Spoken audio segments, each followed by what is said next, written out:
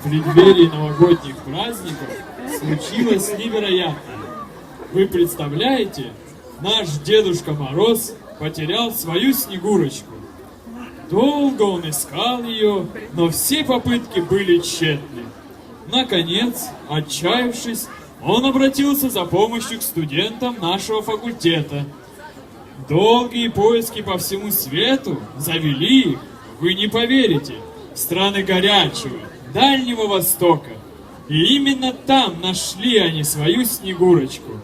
Но и там нелегко пришлось нашему дедушке, так как по традициям Востока за Снегурочку необходимо было заплатить выкуп.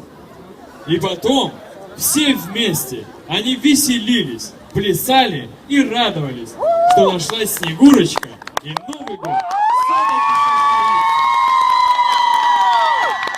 сейчас мы покажем вам эту историю.